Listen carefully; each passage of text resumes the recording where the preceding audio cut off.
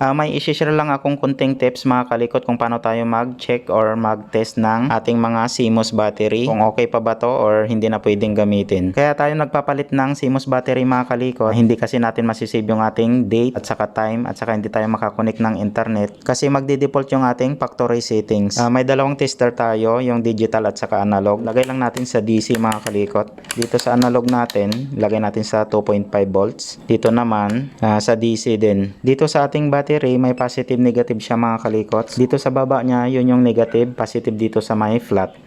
Tester natin, wala tayong reading sa ating tester. Dito naman tayo sa digital, so wala rin tayong reading sa ating tester. Sunod naman natin yung bago, so sa analog tayo. Ayan guys, full yung ating nare-reading.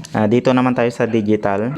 Ayan, may 3 volts tayong nare-reading mga kalikot. So ibig sabihin okay itong CMOS battery na to. So ganun lang ang pag-check ng CMOS battery mga kalikot.